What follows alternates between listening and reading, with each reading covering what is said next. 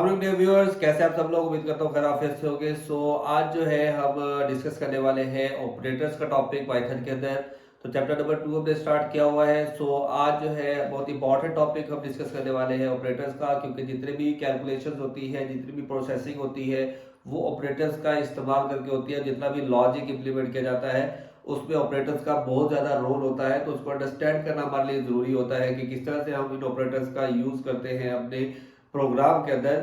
सबसे पहले हम ऑपरेटर को डिस्कस करेंगे, इसके टाइप्स देखेंगे, एंड देन हम अरिथमेटिक ऑपरेटर्स को आज हम डिस्कस करेंगे। एंड देन हम वन बाय वन इसके टाइप्स को जो है मैं अलग अलग डिस्कस करूंगा, क्योंकि थारली इनको मैं डिस्कस करूंगा, थारली इसको यूज करके बताऊंगा, इनकी एग्जांपल बताऊंगा, ताकि एक बार आप लोग जब इसको देख लेंगे, इसको आप कंप्लीट लेक्चर देख लेंगे, तो आपको सारा जो आपका कंफ्यूजन है, सारी जो है आपका मतलब एक कंप्लीट ओवरव्यू आपको समझ आ जाएगा कि इन ऑपरेटर्स को हम कैसे यूज करते हैं और क्यों यूज करते हैं। तो सिंपली हम ऑपरेटर्स की अगर हम बात करते हैं तो ये सैंपल्स होते हैं, ठीक है, जो इंडिकेट करते हैं कि कौन सा ऑपरेशन हमने परफॉर्म करना है। जब भी आप जो है कोई स्टेटमेंट, लेट्स सपोज एक एक्सप्रेशन में लिखता हूं x प्लस वाई, तो बेसिकली ये जो दो वैल्यूज है इनको हम ऑपरेट बोलते हैं, ठीक है। तो ऑपरेट मतलब जो डाटा होता है या जो वैल्यूज होती है जिनके ऊपर आपने ऑपरेशन परफॉर्म करना होता है।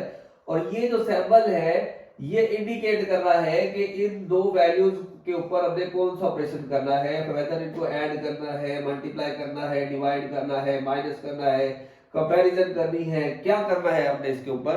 तो वो हमें बताता है हमारा ऑपरेटर, ठीक है। अगर हम इसके टाइप्स की बात करते हैं तो हमारे पास बेसिक चार टाइप्स होते हैं, जिसमें अरिथमेटिक ऑपरेटर जो एडिशन, मल्टीप्लिकेशन, डिवीजन करने के लिए यूज होता है, कंपैरिजन जो दो वैल्यूज के अंदर कंपैरिजन करने के लिए यूज किया जाता है, लॉजिकल ऑपरेटर जो होते हैं वो मल्टीपल कंपैरिजन एक्सप्रेशन जो होते हैं उनको कंबाइन करने के लिए यूज होता है। मतलब जो कंपाउंड स्टेटमेंट्स होती है या कंपाउंड एक्सप्रेशन होती है उनको बनाने के लिए हम लॉजिकल ऑपरेटर्स का यूज करते हैं।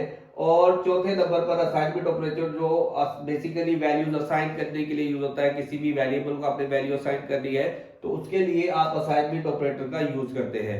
तो आज हम डिस्कस करते हैं जस्ट अरिथमेटिक ऑपरेटर्स कौन कौन से होते हैं। तो अरिथमेटिक ऑपरेटर्स जो arithmetic calculation, basic arithmetic calculation करते हैं, जिसमें addition, subtraction, multiplication, division, modulus, exponentiation और फ्लोट डिवीजन होता है। तो सिंपली इसमें तो कोई रॉकेट साइंस नहीं है कि एडिशन जो है वो दो वैल्यूज को ऐड करने के लिए यूज किया जाता है, ठीक है। और सब्ट्रैक्शन दो वैल्यू मतलब फर्स्ट वैल्यू में से सेकंड वैल्यू को माइनस करने के लिए यूज किया जाता है, ठीक है।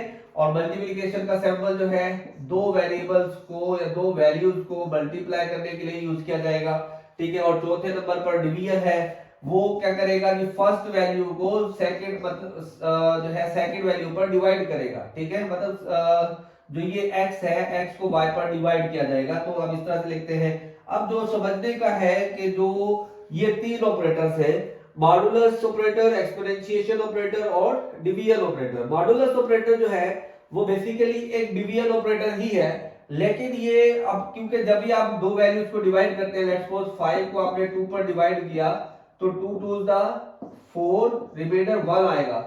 अब जो ये डिवीजन ऑपरेटर है ये कंप्लीटली डिवाइड करेगा, मतलब ये दोबारा इसको फर्दर लेकर जाएगा 2.5 ये 10 और ये रिजल्ट देगा 2.5, ठीक है। लेकिन जो ये रिमाइंडर ऑपरेटर है ये फर्दर डिवाइड नहीं करता, ये जस्ट यहीं तक ही आपके पास क्या होगा, वो यहीं तक रहेगा, 2 2 द 4 करेगा। अब जो नीचे वैल्यू आ चुकी है ये फर्दर 2 पर डिवाइड नहीं होती, तो इसका जो आंसर आएगा वो हमारे पास क्या आ जाएगा 1, मतलब 5 मॉडुलस 2, इसका आंसर हमारे पास क्या आ जाएगा 1 आ जाएगा, ठीक है। तो ये मॉडुलस ऑपरेटर हमारे पास रिमाइंडर ऑपरेटर होता है, जो आपको डिवीजन ऑपरेशन के अंदर जो रिमाइंडर होता है वो असाइन करता है। इसी तरह से जो डिवीजन ऑपरेटर आता है वो आपको क्वोशिएंट देता है, ठीक है। अब आते हैं एक्सपोनेंशिएशन में। ये बेसिकली पावर का सैंपल होता है, ठीक है। मतलब अगर आप x रेज पावर y करना चाहते हैं तो आप क्या करेंगे, x डबल स्टेरिक और y कर देंगे, ठीक है। मतलब 5 रेज पावर 2 करना चाहते हैं तो आप उसको इस तरह से लिखेंगे, ठीक है। तो ये इसका आंसर क्या आ जाएगा 25 आ जाएगा। वैसे तो हमारे पास 5 इंटू 2 करते हैं, लेट्स सपोज 5 इंटू 2 किया तो कितना आएगा 10 आएगा। यहां पर ये उसको पावर बना के 25 दे देगा, ठीक है। तो ये हमारे पास एक्सपोनेंशिएशन का सेट। और आखिर में हमारे पास फ्लोर डिवीजन, ये ज्यादातर कंफ्यूजिंग जो है ऑपरेटर रहता है, ज्यादातर जो है वो स्टूडेंट्स कंफ्यूज हो जाते हैं कि ये किस काम होता है। इसमें डबल डिवीजन ऑपरेटर रहता है। डबल डिवीजन ऑपरेटर मतलब इसमें क्या, इसका आउटपुट कैसे डिफरेंट होगा इस डिवीजन ऑपरेटर से। तो अब देखिए, मैंने आपको पहले भी बताया था कि अभी बताया कि ये जो है ये कंप्लीटली डिवाइड करता है, ठीक है। 2.5 करेगा और यहां पर 10 करके ये आंसर हमें 2.5 देगा, ठीक है। लेकिन जो फ्लोट डिवीजन है वो क्या कर रहा है, वो यहां पर 5 को 2 पर डिवाइड कर रहा है, ठीक है। लेट्स सपोज हमने 5 को 2 पर इस तरह से डिवाइड किया, तो 2 2 4 और रिमाइंडर क्या आ गया 1। अब ये फर्दर इसको डिवाइड नहीं करेगा और हमें क्या उठाकर दे देगा, ये इंटीग्रल पार्ट उठाकर दे देगा।